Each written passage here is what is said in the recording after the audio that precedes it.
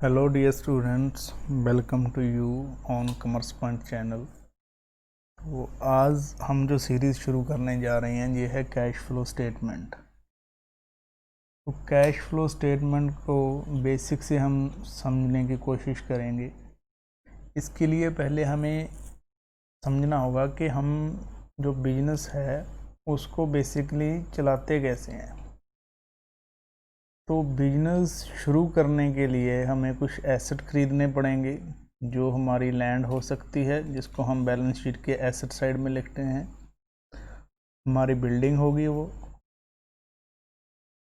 Plant and machinery होगी, furniture होगी और दूसरे एसेट्स होंगे। तो ये जो लैंड है, बिल्डिंग है, प्लांट है, मशीनरी है, इस सारी चीज़ को खरीदने के लिए हमें पैसा चाहिए। वो पैसा हमें कहाँ से मिलेगा? कैपिटल से या फिर डेट से। डेट यानी कि जो हमने उधार लिया हुआ है बाहर से। कैपिटल जो ओनर्स ने प्रोवाइड की है, डेट जो थर्ड पार्टी ने प्रोवाइड किया है।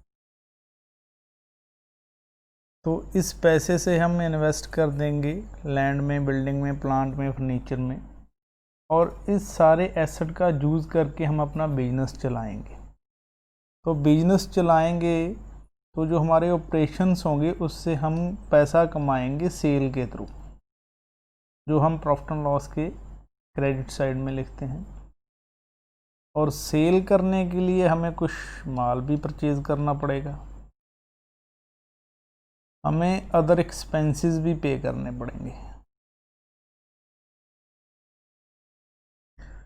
तो कहने का मतलब है कि एक साइड हमारी इनकम्स होंगी, दूसरी साइड हमारे खर्चे होंगे, वो परचेज है गुड्स का, और दूसरे एक्सपेंसेस भी है। इसमें डायरेक्ट इनडायरेक्ट सारे एक्सपेंसेस आगे हम लिखते जाते हैं ट्रेडिंग अकाउंट के बाद प्रॉफिट एंड लॉस अकाउंट में।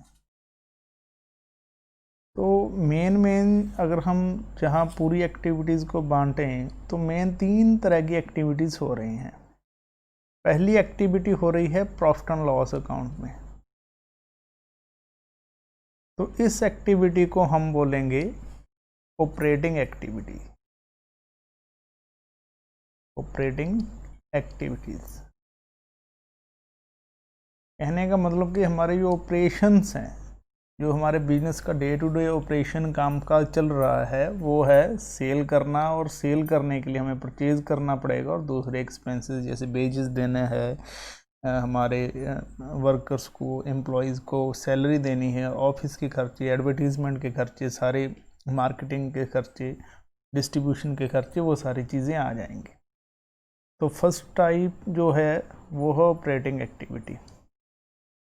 दूसरा, इस ऑपरेशंस को चलाने के लिए हमने लैंड खरीदी, बिल्डिंग खरीदी, प्लांट एंड मशीनरी, फर्नीचर और दूसरे तमाम तरह के एसेट खरीदे। तो दूसरे तरह की एक्टिविटी को हम कह सकते हैं कि इन्वेस्टिंग एक्टिविटी। तो हमने इन्वेस्टमेंट की है। तो इन्वेस्टिंग एक्टिविटी के लिए हमें पैसा चाहिए।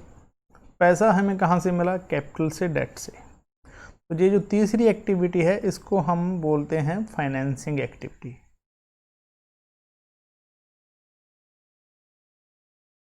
Financing activity. तो ये मेनली 3 तरह की एक्टिविटी हो गई। एक है ऑपरेटिंग, दूसरी है फाइनेंसिंग, और तीसरी इन्वेस्टिंग। अब ये जो हमारा कैश फ्लो स्टेटमेंट होगा वो इन 3 एक्टिविटीज़ के बेस के ऊपर ही बेस्ड होगा सारा। तो उसका जो फॉर्मेट होगा कैश फ्लो स्टेटमेंट का, वो इस तरह से होगा कि पहले हम लिखेंगे ऑपरेटिंग एक्टिविटी से कितना कैश आया या गया। कैश फ्लो वो इनफ्लो भी हो सकता है और आउटफ्लो भी हो सकता है। इनफ्लो यानी कि हमारी जो सेल होगी उससे वो इनफ्लो होगा, और आउटफ्लो होगा हमारे खर्चों के रूप में, हमारी परचेज के रूप में। तो जो कैश फ्रॉम ऑपरेटिंग एक्टिविटीज़ है इसमें मेन 3 चीज़ें आ जाएंगी। एक तो हमारी सेल की इनकम, और दूसरा आ जाएगा परचेज के खर्चे, और परचेज के अलावा अदर एक्सपेंसेस जो भी होंगे, इस सारे को हम समराइज फॉर्म में कैश फ्रॉम ऑपरेटिंग एक्टिविटी के अंडर लिखेंगे। ठीक है जी, बिल्कुल एक बार हम बेसिक से कर रहे हैं, इसकी डिटेल आगे आगे जैसे हम आगे बढ़ेंगे तो पूरी डिटेल इसकी, इसमें वर्किंग कैपिटल का भी कुछ पार्ट इंक्लूड होगा, वो सब कुछ हम धीरे धीरे सीखेंगे। दूसरी तरह की जो एक्टिविटी होगी वो होगी इन्वेस्टिंग एक्टिविटी। कहने का मतलब है कि जो भी इन्वेस्टमेंट होगी, हमने लैंड खरीदी, हमने बिल्डिंग खरीदी, हमने कोई और एसेट खरीदा, वो सारी कैश आउटफ्लो हो जाएगा। और अगर हमने कोई, मान लो हमने एसेट बेचा है, लैंड बेच दी, तो उससे कैश इनफ्लो हो जाएगा। तो दूसरे टाइप की एक्टिविटी इन्वेस्टिंग एक्टिविटी है। और तीसरे टाइप की एक्टिविटी फाइनेंसिंग एक्टिविटी। फाइनेंसिंग में हम क्या लिखेंगे कि पैसा कहाँ से आ रहा है, जैसे शेयर कैपिटल अगर हमने इशू की है तो वो पैसा मिला है, इनफ्लो है कैश का। और बाई चांस हमने रिडम्पशन की है, मान लो प्रेफरेंस शेयर है, उसको रिडीम कर दिया, पैसा उसका वापस किया, तो वो आउटफ्लो है कैश का। इसी तरह डिवेंचर है, लोन है, तो लोन अगर लिया है तो वो इनफ्लो हो जाएगा, अगर वापस किया है तो वो आउटफ्लो हो जाएगा।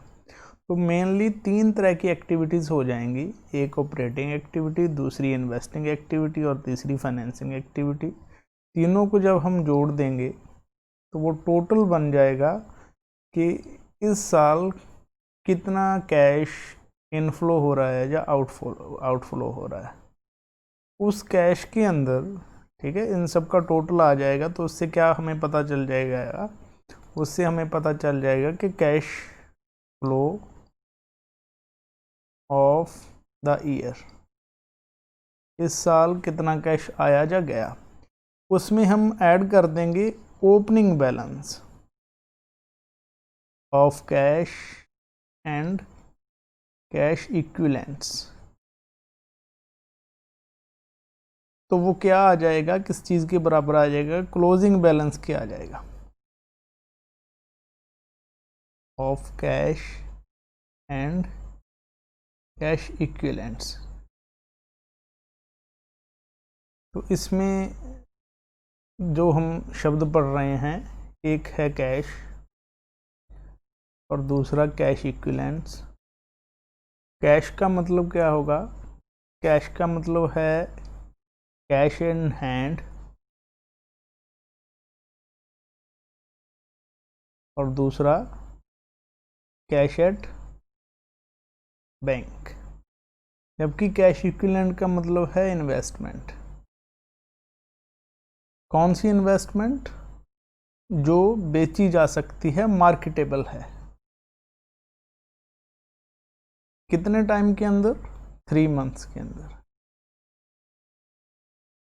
3 महीने के अंदर अंदर अगर कोई इन्वेस्टमेंट है उसको हम सेल कर सकते हैं, और वो भी हमें पता हो कि उसकी वैल्यू रिड्यूस नहीं है, उसके अंदर कोई सिग्निफिकेंट रिस्क नहीं है बेचने में, तो उस जो शॉर्ट टर्म इन्वेस्टमेंट होगी या मार्केटेबल इन्वेस्टमेंट होगी उसको हम कैश इक्विवेलेंट बोलते हैं, यानी कि कैश के बराबर ही मानते हैं, उससे हम कैश में कन्वर्ट कर सकते हैं। और दूसरा कैश इन हैंड और कैश एट बैंक। जितना कैश और कैश इक्विवेलेंट इस साल आया उसको हमने 3 एक्टिविटीज़ में बांट दिया, operating activity, investing activity, financing activity. तीनों का टोटल किया, पता चल गया कि इस साल कितना कैश फ्लो इनफ्लो हुआ है या आउटफ्लो हुआ है, वो देख लेंगे, यहाँ टोटल आ जाएगा। उसके अंदर हमने ओपनिंग बैलेंस जोड़ दिया, तो किसके बराबर आ जाएगा, क्लोजिंग बैलेंस के। मेरा ख्याल बेसिक कॉन्सेप्ट आपको क्लियर हो गया होगा कि ये कैश फ्लो स्टेटमेंट है क्या। उसके बाद हम देखते हैं कि आखिरकार फिर ये कैश फ्लो स्टेटमेंट है, इसकी ज़रूरत क्यों पड़ी, क्योंकि हमारे पास एक प्रॉफिट एंड लॉस अकाउंट भी तो है ना, और एक बैलेंस शीट भी है,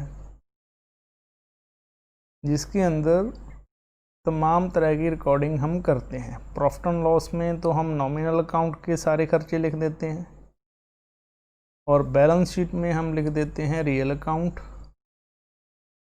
और पर्सनल अकाउंट।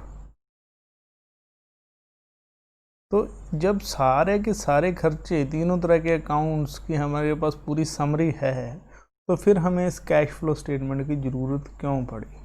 तो इसका जो मेन रीज़न है वो यही है कि जो प्रॉफिट एंड लॉस हमें बताता है, वो प्रॉफिट एंड लॉस हमें बताता है कि कितना प्रॉफिट आया, वो होता है एक्यूरल बेसिस, लेकिन जो कैश फ्लो स्टेटमेंट है वो बनता है कैश बेसिस। ठीक है, तो जो प्रॉफिट एंड लॉस अकाउंट है वो होता है एक्यूरल बेसिस, एक्यूरल बेस्ड, और जो कैश फ्लो स्टेटमेंट है CFS, कैश फ्लो स्टेटमेंट, वो कैश बेस्ड कॉन्सेप्ट पर है। अब ये कैश बेस्ड और एक्यूरल बेस्ड क्या है, इसको हम नेक्स्ट पेज पे समझते हैं। तो एक्यूरल बेसिस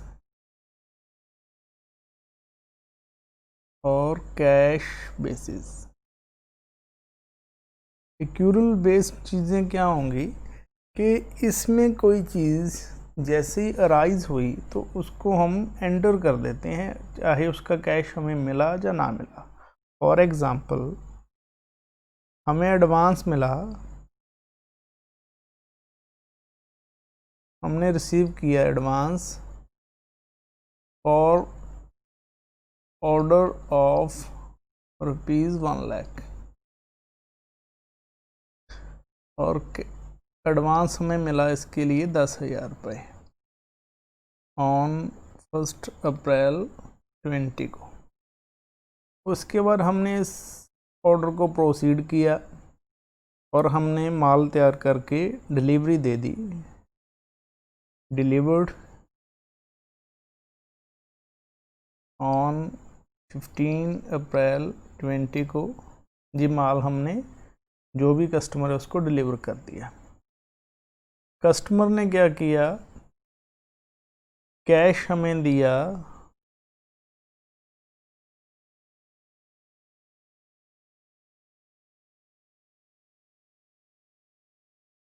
30 अप्रैल 20 को। कितना कैश दिया? 50,000।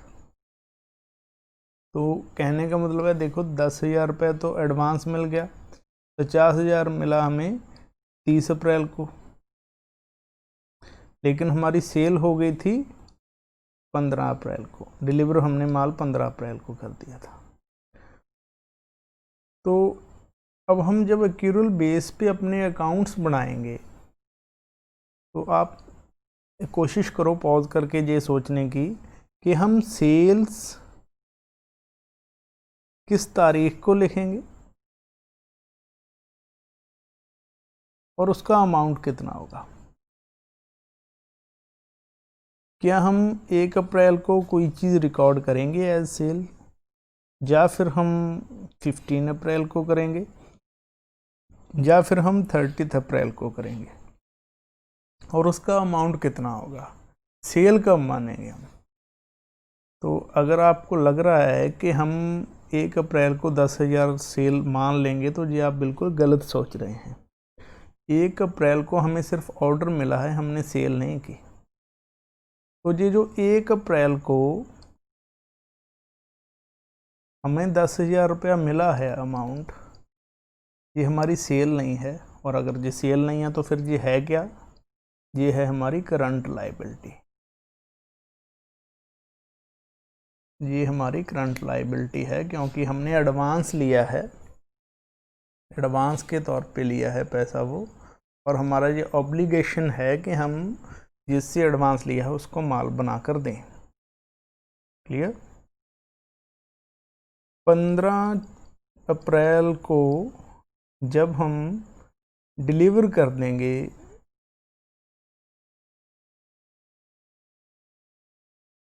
डिलीवरी देंगे तो हमारी सेल कितनी आएगी, या नहीं आएगी, क्योंकि 15 तारीख को हमें कुछ माल मिला, कुछ नहीं मिला। हमें पेमेंट तो 30 अप्रैल को मिली है, 15 को तो हमने सिर्फ डिलीवरी दी है माल को। तो क्या 15 अप्रैल को हम इसकी एंट्री करेंगे? एक्यूरल बेस हमें कहता है कि हम अपनी सेल मानेंगे ही 15 तारीख को, और कितने की, जितने का भी ऑर्डर है। तो सेल हमने ये 1,00,000 रुपए की 15 अप्रैल को रिकॉर्ड की है। तो अब आप कहेंगे कि फिर ये 50,000 जब हमें 30 तारीख को मिला तो ये क्या था? ये था हमने जो एसेट क्रिएट हुआ, क्योंकि ये जो सेल है ना 15 तारीख को, ये क्रेडिट सेल है, क्रेडिट बेस्ड सेल है। जब क्रेडिट बेस्ड सेल होगी तो मतलब डेटर भी तो क्रिएट हो गए ना हमारे। 15 तारीख को जैसी सेल की तो सेल के साथ साथ हमारे डेटर भी क्रिएट हुए,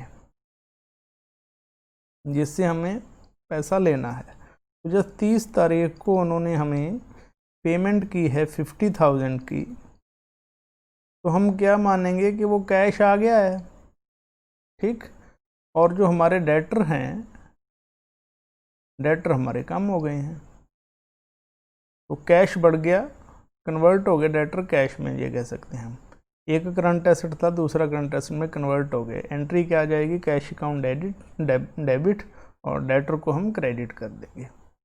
तो कहने का मतलब है कि जो एक्यूरल बेस है इसमें सेल कब मानी जाती है? सेल मानी जाती है कि जिस दिन हमारा जो इनकम या एक्सपेंसेस वो अराइज हुआ। अराइज कब हुआ? जब हमने माल तैयार करके अगले पर्सन को डिलीवरी दे दी, यानी कि 15 अप्रैल को। ये 15 अप्रैल को हमने 1,00,000 रुपए की सेल दिखा दी, सेल यानी कि इनकम दिखा दी हमने। चाहे उसका पैसा हमें 1 अप्रैल को मिले, चाहे उसका पैसा हमें 30 अप्रैल को मिले, इससे कोई फ़र्क नहीं पड़ेगा। जो पैसा 1 अप्रैल को मिला उसको हमने करंट लाइबिलिटी माना। जो हमें 15 तारीख को नहीं मिला, यानी कि लेट मिला, उसको हमने उधार मान के डेटर माना, ठीक है। अब देखो 50,000 जे वाला और 10,000 जे, टोटल 60,000 मिले, 40,000 अभी भी उधार है डेटर्स पर। लेकिन जो हमारी इनकम है वो इनकम हमारी 1,00,000 रुपए 15 अप्रैल को जनरेट हो गई। ये हमें कहता है एक्यूर्ड कंसेप्ट, एक्यूरल कंसेप्ट। बट जो कैश बेस्ड कंसेप्ट है ना, कैश बेस्ड कंसेप्ट हमें कहता है कि आप सेल कब मानोगे? जब कैश रिसीव होगा। तो इस केस में हम क्या करेंगे? 15 अप्रैल को हमें कितना पैसा मिला? 50,000, तो वो हम इनकम मान लेंगे। लेकिन उससे पहले 1 अप्रैल को भी मिल गया था 10,000, इसको भी इनकम मान लेंगे। ये 60,000 रुपये की इनकम हम रिकॉर्ड करेंगे। जो हमारी 40,000 की इनकम है, जो उधार है 40,000 अभी, वो हम कैश बेस पे भी रिकॉर्ड ही नहीं करेंगे। वो कब रिकॉर्ड करेंगे? जब वो कैश हमें मिलेगा। जब तक वो कैश मिलेगा नहीं, तब तक हम बिल्कुल इस चीज़ को रिकॉर्ड नहीं करेंगे। और कैश फ्लो जो स्टेटमेंट है, जो कैश फ्लो स्टेटमेंट है वो कैश बेस्ड है। कैश फ्लो स्टेटमेंट हमारी कैश बेस्ड कॉन्सेप्ट पे आधारित है, और एक्यूरल बेस पे हमारा प्रॉफिट एंड लॉस बनता है। तो दोनों में ये फ़र्क है। कैश फ्लो की स्टेटमेंट की ज़रूरत ही इसलिए पड़ी क्योंकि जो एक्यूरल बेस्ड कॉन्सेप्ट है वो हमें दिखा रहा है कि हमारी 1,00,000 रुपए सेल हो गई, बट एक्चुअल में सेल तो हमारी बिल्कुल 1,00,000 की हुई है, लेकिन कैश कितना आया? कैश हमारे पास सिर्फ 60,000 है, 40,000 रुपये अभी बाकी है।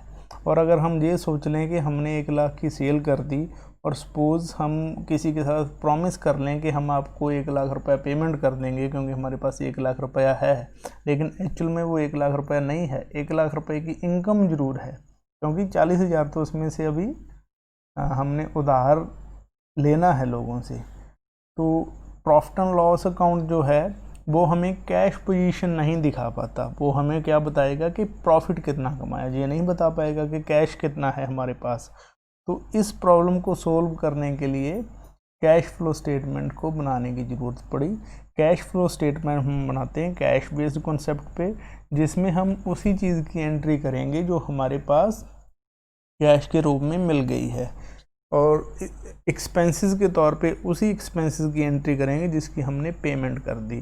फॉर एग्ज़ाम्पल आउटस्टैंडिंग एक्सपेंसेस हैं, तो कैश फ्लो स्टेटमेंट में हम उसकी एंट्री नहीं करेंगे क्योंकि वो उधार अभी बाकी हैं, लेकिन प्रॉफिट एंड लॉस में हम उसकी एंट्री करते हैं क्योंकि हमारा वो ऑब्लिगेशन पैदा हो गया। हम जब भी पेमेंट करेंगे वो उस चीज़ को हम कंसिडर नहीं करेंगे। हमने कंसिडर क्या करना है कि वो आउटस्टैंडिंग एक्सपेंसेस अराइज कब हुआ, जैसे ही अराइज हुआ हम प्रॉफिट एंड लॉस में उसको लिखेंगे। बट कैश फ्लो स्टेटमेंट के केस में ऐसा नहीं है। कैश फ्लो स्टेटमेंट में हम तभी लिखेंगे जब हम उसको पेमेंट करेंगे। इस तरह मान लो कोई एडवांस है, एडवांस हमने एक्सपेंसेस पे कर दिया, तो जैसे एडवांस एक्सपेंसेस पे कर दिया तो प्रॉफिट एंड लॉस अकाउंट में हम उसको कंसिडर नहीं करेंगे, हम लेस कर देते हैं एडवांस एक्सपेंसेस को टोटल एक्सपेंसेस में से, क्योंकि वो नेक्स्ट ईयर का एक्सपेंसेस और हमने नेक्स्ट ईयर में लिखना है। लेकिन कैश फ्लो स्टेटमेंट में हम इस चीज़ को कंसिडर करेंगे, बिल्कुल जितना भी पैसा मिला हम मानेंगे कि वो इसी साल का खर्चा है। तो मेरा ख्याल बेसिक एक आपको एक क्लियर पिक्चर कुछ ना कुछ हद तक हो गई होगी कि कैश फ्लो स्टेटमेंट है क्या। तो जैसे जैसे हम आगे बढ़ते हैं अगली वीडियोस में हम देखते रहेंगे कि कैश फ्लो स्टेटमेंट किस तरह से बनाया जाता है। हमने जिस चीज़ का जो बेसिक फॉर्मेट देखा कि आखिरकार फॉर्मेट कैसा है, 3 तरह की एक्टिविटीज़ होंगी, ऑपरेटिंग, इन्वेस्टिंग, फाइनेंसिंग। इनकी पूरी डिटेल हम अगली वीडियोस में करने वाले हैं कि ऑपरेटिंग एक्टिविटी कैसे कैलकुलेट की जाएगी, इन्वेस्टिंग एक्टिविटी में क्या क्या चीज़ें लिखेंगे, फाइनेंसिंग एक्टिविटी में क्या कुछ लिखेंगे और किस तरह से कैश फ्लो स्टेटमेंट बनाया जाएगा।